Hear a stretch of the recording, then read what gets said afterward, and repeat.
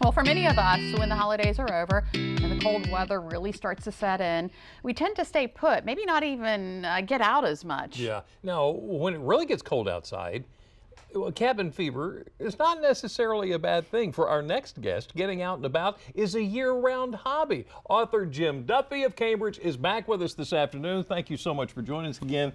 It is good to see you. When do you slow down? I don't really slow down in the winter at all, and there's a couple of reasons for that. So first, I'm trying to get a new book done. It will be my second collection of Eastern Shore road trips, and I'm shooting to get that out in the spring. So I've got a lot of running around and research to Ground do. to cover. But the other reason is my wife is a photographer. Her name is Jill Jasuda. And she loves shooting things in the winter. Really? Ice or snow, and sometimes, you know, the sunrises are a little bit later, so you don't have to get up at 3:45. You can get up at 6:45 and still do the sunrise. So we tend to get out and about as much this time of year as any other time. Huh. So tell us where you've been lately. Oh gosh, right before Christmas, I spent a couple of days wandering around Virginia. I've been up in Caroline County in Maryland, kind of wandering along Harmony Road and the other back roads up there. I've been in Sussex County. I've been down to Deal Island and Dames Quarter, all really in just recent weeks, wandering about. It's been kind of mild. I understand that's when you like Somerset County. Somerset County is, we were very lucky to be there on a very mild day for December.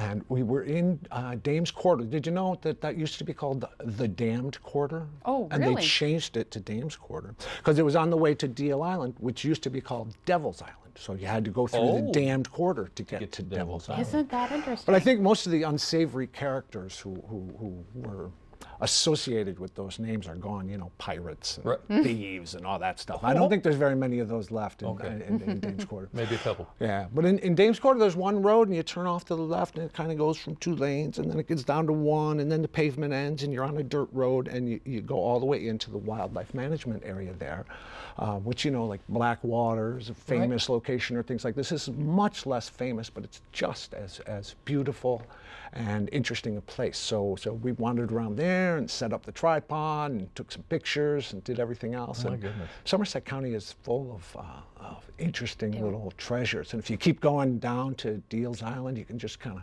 walk around the old skipjacks and learn about the old parson of the islands who lived down there. He's a very famous character. Deal's Island, and that's a lot of people from down there say it that way.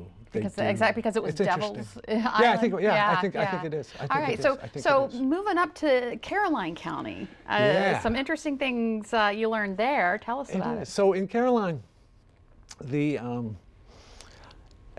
I was on Harmony Road going between like Preston and Denton, basically. And it's the kind of place for a lot of people, it's like, oh God, there's another barn, you know, let's keep going. There's like nothing out here.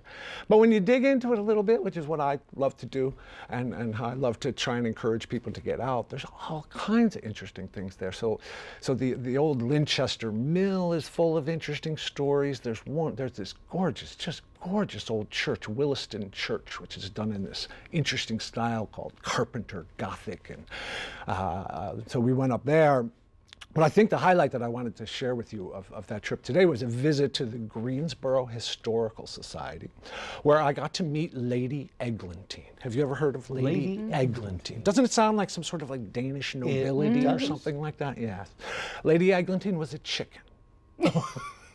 Lady Eglantine is stuffed, as in taxidermy, and on display in the Greensboro Historical Society for very good reason. So in 1915, Lady Eglantine was born in a farm outside of Greensboro called Eglantine Farms.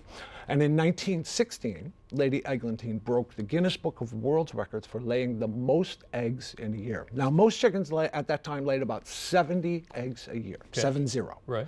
She laid 314 eggs in 1 year, beating the old world's record by like 50 eggs or something like that. And she became quite the celebrity. So there was a big trade show up in New York, and they got her up up to Philadelphia, and they set her up in a suite in a hotel. And then they had a motorcade drive her from the hotel to the train station in Philadelphia. And along this motorcade, so it was had a police motorcycle escort. There were people lining the streets. There were like 4 cars in the motorcade. And when Lady Eglinton's car went by, all the men removed their hats as a show of respect.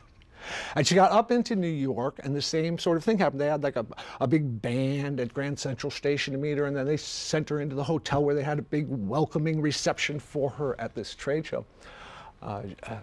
She went on a tour, basically, a nationwide tour of all these trade shows all around the country.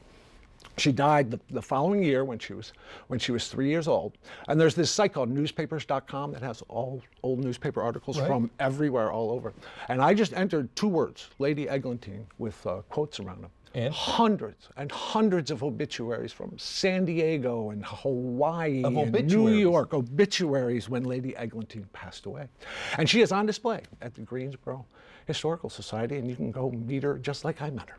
I gotta go see Lady Eglantine. Yeah, you do. Never knew. Well, those people may not know that they can actually join your adventures from the comforts of their own home. Absolutely. Yeah. So we have a website called secretsoftheeasternshore.com, and it's under the same name on Facebook. And I share a lot of these stories there. And my wife's pictures are up there as well. And that's what we do. In words and pictures, we try to help people appreciate and explore the wonders of the Delmarva Peninsula. The places they may have never been. Yeah. Stories they might not have heard yet. Wonderful. We try and put them all up there whenever we find them.